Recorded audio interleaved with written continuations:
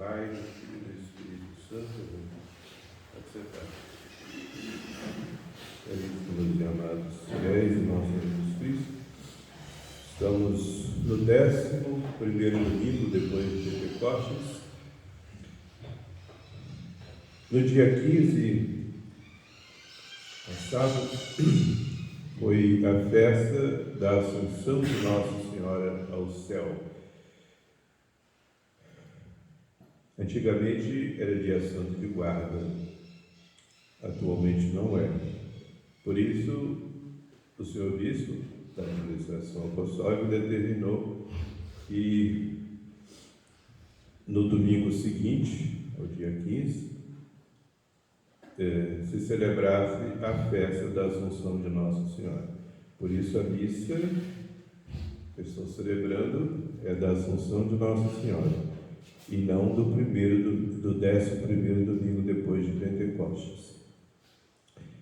Mas vou fazer um resumo, não só do Evangelho, mas também da festa da Assunção. Primeiramente, o Evangelho. São Marcos, capítulo 7, versículo 31 a 37.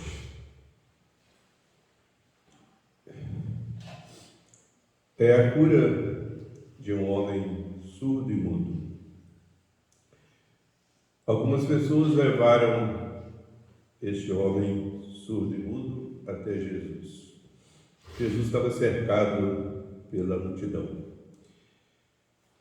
Nosso Senhor, primeiramente, retirou esse homem do meio da multidão, o levou à parte e fez várias coisas.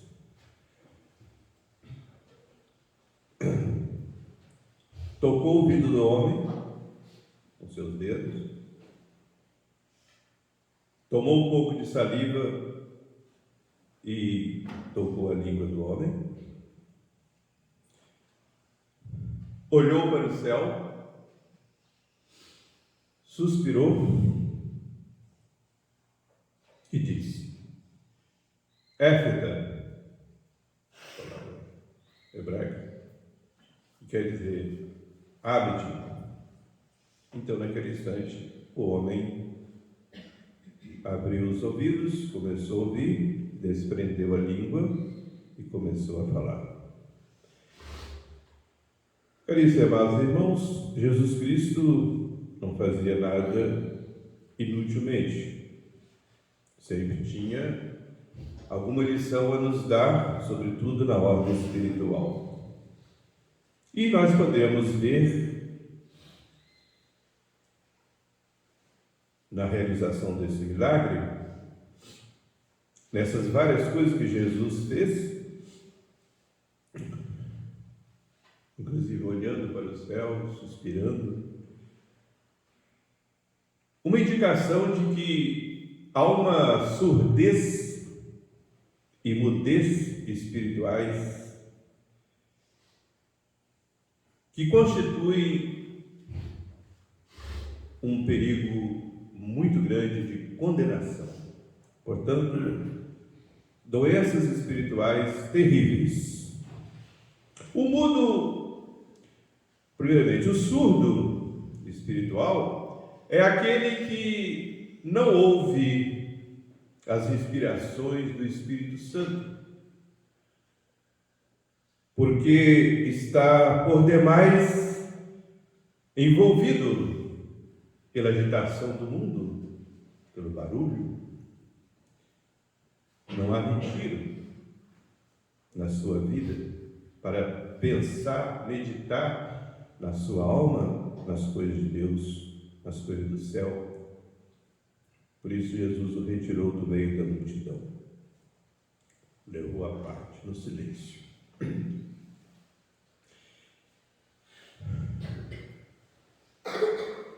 Também é surdo porque não ouve as pregações. São Paulo diz que a fé vem pelo ouvido, ou seja, pela audição da palavra de Deus. Fides ex audito, em latim. A fé vem pela audição. Audição da palavra de Deus. Portanto, uma pessoa que não ouve a palavra de Deus não tem condição de ter uma fé, pelo menos uma fé viva. Vai se materializando de tal modo que as verdades da fé nem sequer são meditadas. A pessoa não pensa. Então vive como se não tivesse fé e termina realmente perdendo a fé. Se algum dia a teve. Então, é o surdo espiritual. O mundo espiritual, caríssimos e amados irmãos, é aquele que não faz oração, não conversa com Deus, está mudo diante de Deus. E para se conseguir a graça de Deus, as virtudes, a perseverança final, sobretudo, é preciso pedir a Deus. Mas o mundo espiritual não pede. E sem oração, não há salvação. Porque sem a graça de Deus nós não podemos nada na ordem espiritual. Também é mudo porque não se confessa, pelos mesmos motivos, porque é surdo. Agitado, na agitação do mundo, mergulhado nas preocupações das riquezas e dos prazeres da vida, ele está inteiramente sufocado e não ouve, e não se confessa, não ouve a palavra de Deus, não reza e também não se confessa, porque está preso ao pecado. Não meditando nas verdades eternas, ele não se arrepende dos pecados e não se confessa. E quando recebe a inspiração do Espírito Santo, como ele ficou mudo, ele também não corresponde. Porque ele sabe, se confessar, ele terá que deixar o pecado. E ele não quer fazê-lo. E muitos até, caríssimos e amados irmãos, passam para as seitas, porque lá não há confissão. O demônio os engana assim.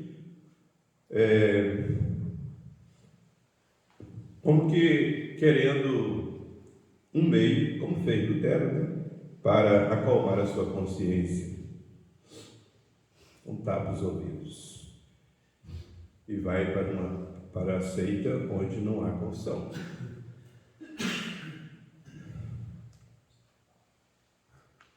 Isso é terrível, porque sem oração, sem confissão, sem ouvir a pregação da palavra de Deus, portanto sem a fé, é impossível a pessoa se salvar. A pessoa não pode agradar a Deus e por isso se condena.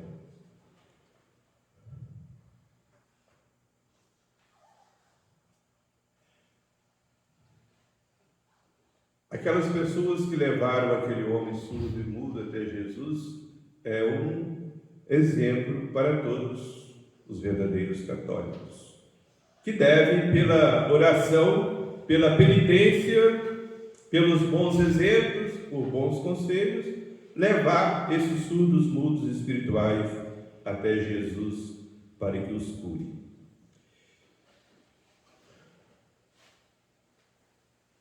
Caros e amados irmãos, meditemos agora um pouco sobre a festa da Assunção de Nossa Senhora.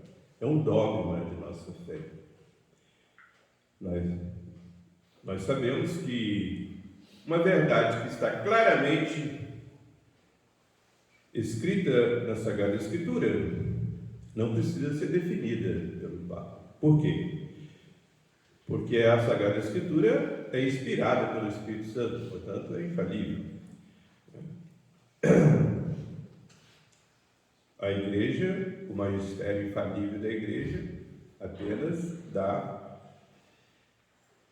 o sentido legítimo da palavra de Deus. Mas há verdades que não estão, assim, diretamente ditas na Bíblia Sagrada. Só estão ditas indiretamente, de tal modo que a gente tem que usar a inteligência, baseados nos santos padres da igreja, portanto na tradição, né, para tirar uma conclusão que a gente chama teológica. Conclusão teológica. Por exemplo, não está diretamente, claramente dito na Bíblia Sagrada que Nossa Senhora foi concebida sem o pecado original. Mas há passagem na Bíblia, como lá em Gênesis capítulo 3, versículo 15, onde Deus amaldiçoou a serpente com essas palavras: porém, inimizade entre ti e a mulher, entre a tua descendência e a descendência dela, e ela te esmagará a cabeça. Então haveria uma mulher, que é a mãe do Salvador, evidentemente, né, que esmagaria a cabeça do demônio. Nunca teria amizade com o demônio, com o pecado. Seria isenta de todo o pecado, como convinha a mãe de Deus. E ela seria inimiga perpétua do demônio, que o pecado é um ato de amizade com o demônio. Depois o anjo anunciou a Nossa Senhora, dizendo: ave cheia de graça. São Lucas, escreveu em grego, que é caritamente, quer dizer, teve a ave a cheia de graça. Teve a plenitude da graça, o quanto é possível ter uma criatura humana, puramente humana. No meu caso, Nossa Senhora. Então ela recebeu a plenitude da graça, né? Não como Jesus, porque Jesus, sendo Deus, tem toda a graça, né? Ele é o autor da graça. Mas recebeu toda a graça de que é capaz uma criatura humana receber. Então é cheia de graça. Essa tradução que os protestantes fazem, que algumas Bíblias ecumênicas estão fazendo, de que é uma agraciada, parabéns por ter recebido um favor muito grande, não é isso. É cheia de graça. Quer caritomenes, em grego. Então, se ela é cheia de graça, o Senhor esteve sempre com ela. Se esteve sempre com ela, nunca teve pecado. Por isso, o Papa Pio IX, em 1854, definiu como dogma isso. E o Papa, quando define uma verdade solenemente ex cathedra, ou seja, como doutor universal da igreja, sentado ali na cadeira, ex cathedra, quer dizer isso em latim, sentado na cadeira de São Pedro, como sucessor de São Pedro, não como um padre ou um bispo em particular, numa reunião, mesmo num sermão, né? Não, solenemente, para toda a igreja, de tal modo que quem não crê naquilo é excomungado. Nesses casos, o Papa é infalível, ele é assistido pelo Espírito Santo, de tal modo que ele não pode errar. Então nós temos certeza absoluta. E o Papa, quando define, ele define baseando-se em palavras da Bíblia Sagrada, tirando a conclusão teológica e baseado sobretudo na tradição da igreja. E quanto à Assunção, se Nossa Senhora não teve pecado, pois bem, a corrupção do túmulo é castigo do pecado. Ora, se Nossa Senhora não teve pecado, logo ela não teria o castigo do pecado.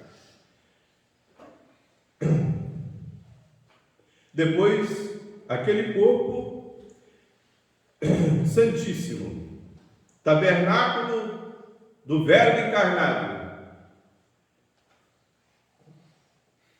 que jamais fora manchado por nenhum pecado, não podia se corromper, apodrecer num túmulo e ser comido pelos vermes.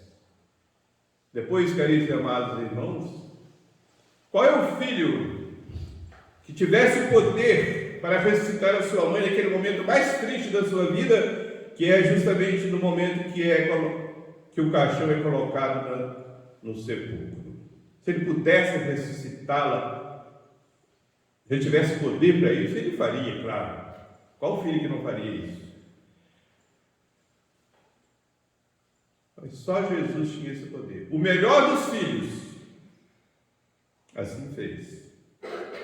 Embora sua mãe tivesse morrido, segundo a opinião mais comum na igreja, porque também o Evangelho não fala sobre a morte de Nossa Senhora, nem sobre a ressurreição. E o Papa Pio XII também, quando definiu o dogma da Assunção de Nossa Senhora, no dia 1º de novembro de 1950, ele não quis definir sobre a morte de Nossa Senhora e sobre a ressurreição de Nossa Senhora. Por isso ele disse assim, que se tivesse incluído na definição, ficaria também como dogma, mas ele não incluiu. Ele disse assim: Maria Santíssima, tendo terminado o curso de sua vida terrestre,